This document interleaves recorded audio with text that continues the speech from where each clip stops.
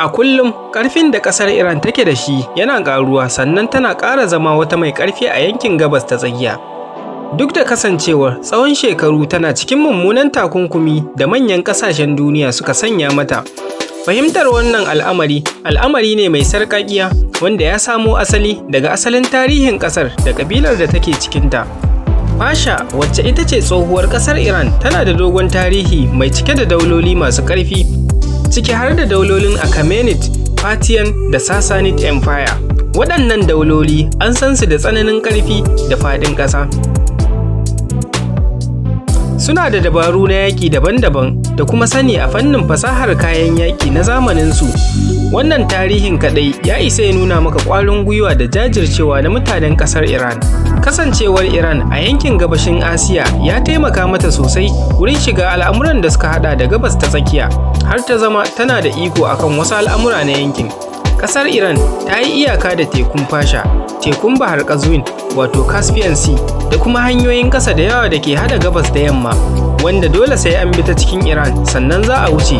Wannan ya sanya ta zama babbar mai taka rawa a siyasar yankin. Wannan matsayi ya ba ta damarmaki na kasuwanci da tasiri. Hakanan, raunin da Iran ta fuskanta wanda sun hada da manyan takunkumai da ƙasashen duniya suka sanya mata, ya sanya ta a dole ta samar da kayan yaƙi nata na kanta domin ƙarfafa tsaronta. Kafin juyin juya hali na kafuwar Jamhuriyar Musulunci ta ƙasar Iran, wato kafin 1979, Iran a ƙarƙashin sarkinta na wancan lokacin mai suna Muhammad Reza Pahlavi ta sami babban tallafin soja daga ƙasar Amerika, inda ta mallaki kayan yaƙin soja na ƙasashen yamma da kuma horo. Wannan ya kafa tushe ga dabarun ƙirƙirar makamai da fahimtar fasaha ga ƙasar Iran. Duk da kasancewar a yanzu wannan kayan yaƙin ba sa mata wani amfani, saboda babu halin kulawa ko sabunta su bayan juyin juya hali wanda ya lalata alaƙar ƙasar Iran da tsofaffin ƙawayenta irin su Amerika da Ingila. Shekara ɗaya bayan kafuwar Jamhuriyar Musulunci ta ƙasar Iran, yaƙi ya ɓarke tsakaninta da makociyarta wato ƙasar Iraki. Wannan mummunan yaƙi da aka yi shekara 8 ana yi ya kasance wani muhimmin al'amari da ya sa Iran ta fahimci lallai dole ta zamanantar da kayan yaƙinta sannan kuma ta fara ƙirƙirar nata na kanta. Yayin da ƙasar Iran take yaƙi da sojojin Iraki masu sababbin kayan yaƙi da kuma goyon bayan ƙasashen yamma da na Larabawa da kuma takunkumin hana sayar mata da makamai da ƙasashen duniya suka yi, wannan ya tilasta wa Iran haɓaka masana'antar ƙirƙirar kayan yaƙinta a cikin gida. Wannan buƙatar ta sanya Iran dagewa wurin ƙirƙirar makamai da sauran abubuwa nata na kanta ba tare da dogara da wasu ƙasashen duniya ba. Ƙarancin jiragen yaƙi da rashin rinjaye a sararin samaniya da rashin manyan makamai ya sanya Iran ta ƙware a yaƙin sarika noƙe da kuma wasu dabaru da za su taimaka mata yin nasara akan abokin yaƙinta. Rundunar tsaron juyin juya hali ta Musulunci na ƙasar Iran, wato Revolutionary Guard Corps (IRGC), ta kasance mai ƙarfi da tasiri a wannan yanki. Ta kasance runduna ce mai ƙarfin aƙida da ke taimaka musu wurin tsayawa tsayin daka wurin cimma duk wani al'amari.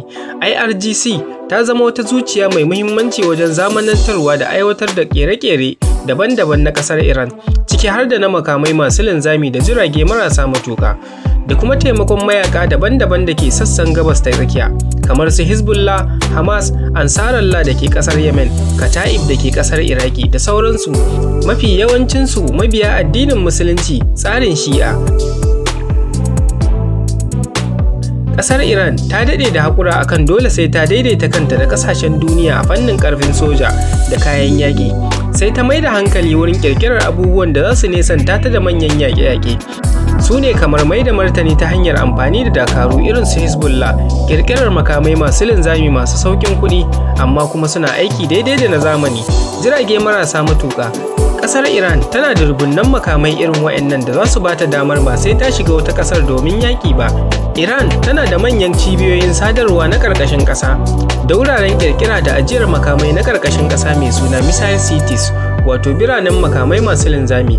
Rundunar sojan ruwa ta Iran da ke tekun Fasha, musamman rundunar sojojin ruwa na IRGC, suna da ƙwarewa sosai, suna amfani da jiragen ruwa masu saurin kai hari, suna iya harba makamai masu linzami daga jiragen ruwa da kuma jiragen ƙarƙashin ruwa masu nutsewa wanda ake kira da submarine. Wannan ne ya ba su dama suke iya barazanar dakatar da shige da fice na jiragen ruwa a mashigar Hormuz, wato Strait of Hormuz. Ƙasar Iran tana da tsananin ƙwarewa fiye da tunani a fannin datsen na'ura wato hacking.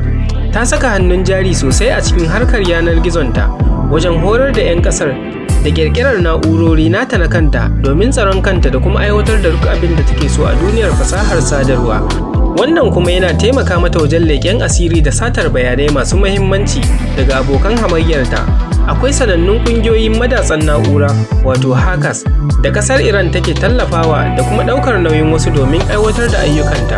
Wannan ƙungiyoyi sun haɗa da APT-34 Oil Rig, Hexen, Moses Staff, Modi Water Group da sauransu. Tana samun bayanan sirri da suka shafi aikin soja, kasuwanci da manufofin siyasa musamman daga ƙasashen Turai da Amerika. Ƙasar Iran ta sha kai munanan hare-haren na'ura wanda suka tabbatar da ƙwarewarta a wannan fannin. Tana amfani da harin DOS wato Denial of Service, DDoS, malware, virus da hanyoyi daban-daban da kuma yin amfani da botnets wurin satar bayanai. Duk da kasancewar ƙasar Iran ta fuskanci manyan hare-haren na'ura daga ƙasar Isra'ila da Amerika tsawon shekaru ta samu nasarar kare kanta daga wannan farmaki. A shekarar 2010, na'urorin da ke kula da tashar makaman nukiliya na Iran suka rikice, manyan ma'adanan sinadarin uranium suka rika fashewa. Bincike ya tabbatar da wani virus mai suna Stuxnet ya shiga cikin na'urorin ya hargitsa musu lissafi suka rika fashewa da kansu. Ƙasar Iran ta zargi ƙasar Amerika da kai mata wannan harin, sai dai har yanzu Amerika bata sanar da cewa ita ce ta kai wannan harin ba. Ƙasar Iran ta yi nasarar satar bayanai masu yawa daga kundin adana bayanai na ƙasar Isra'ila wanda suka hada da bayanan nukiliya da sojoji da sauransu. Sannan an zargi ƙasar Iran da kai hari ga wasu ƙasashen kamar harin Shamun malwaya na shekarar 2012 zuwa 2018. Ƙasar Iran tana da ƙwarewa wurin kwafar duk wata fasaha. Farkon ƙirƙirar makamanta masu linzami sun dogara da makamai masu linzami na tarayyar Soviet Union masu suna Scud missiles. A shekarar 2011, ƙasar Iran ta yi nasarar kama wani jirgin leƙen asiri maras matuƙi na ƙasar Amerika mai suna RQ-170 Sentinel drone, inda ta yi amfani da zubin wannan drone ta ƙirƙiri wasu daga cikin drone ɗinta. Wannan shi ake kira da reverse engineering. Duk da kasancewar Iran tana cikin mummunan takunkumi, wannan bai hana ta dogara da kanta ba wurin kirkira da samar da abubuwan da take bukata. Yawan jama'ar da take da shi na kimanin mutane miliyan 90 yana daga cikin jarinta. Aƙida da sadaukarwa tana daga cikin abin da ya taka muhimmiyar rawa wurin dogaro da kanta. Iran tana da manufar ci gaba da bincike, kirkire-kirkire wanda su take sa rai za su zama jigon tsayuwa da kafarta.